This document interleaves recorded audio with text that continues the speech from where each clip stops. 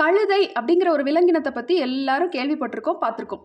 கடுமையா உழைக்கக்கூடிய ஒரு மிருகம், எவ்வளோ சுமையனாலும் தாங்கக்கூடிய ஒரு மிருகம், யாரையும் அவ்வளோ சீக்கிரமா கடிச்சு அட்டாக் பண்ணாத ஒரு அமைதியான நல்ல மிருகம், எவ்வளோ அடி அடிச்சாலும் தாங்கக்கூடிய ஒரு மிருகம், மனிதர்களுக்கு நிறைய விதத்துல உதவியா இருக்கிற ஒரு நல்ல மிருகம். ஆனா ஒரு பேட் எக்ஸாம்பிளா கருதப்படுற ஒரு மிருகம். எப்படின்னு கேக்குறீங்களா?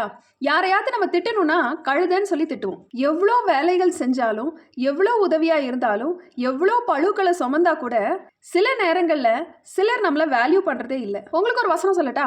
சங்கீதம் 55:22 கர்த்தர் மேல் உன் பாரத்தை வைத்து விடு, அவர் உன்னை ஆதரிப்பார், நீதிமானை ஒருபோதும் தள்ளாட ஓட்டார்னு வசனம் போட்டிருக்கு. இந்த கழுதை மாதிரி தான் நிறைய நேரத்துல தம்முடைய பாரங்களை நம்மளே சுமந்துட்டு இருக்கோம். நம்ம பாரங்களை ஆண்டவர் சமூகத்துல நம்ம இறக்கி வச்சிடணும்.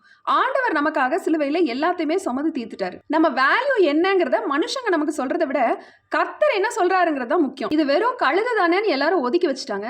ஆனா ஆண்டவராகிய இயேசு கிறிஸ்து ஒரு கழுதையை தான் சூஸ் பண்ணி அது மேல ஏறி தான் எருசலேமுக்குள்ள வந்தாரு. கனவீனமா எண்ணப்பட்ட அந்த கழுதை தான் அன்னைக்கு ஆண்டவரையே சுமக்கிற ஒரு கனமுள்ள பாத்திரமா மாறிடுச்சு. இந்த உலகத்துல கர்த்தருக்கு பயந்து நம்ம நீதிமானா உண்மையும் உத்தவமா வாழும்போது நம்மளுடைய கிரெடிட் ஆண்டவரிடத்துல இருந்து வரும். நீதிமானை ஒரு நாளும் தள்ளாட விட்டார். விசுவாசிச்சீங்கன்னா ஆமென் சொல்லுங்க.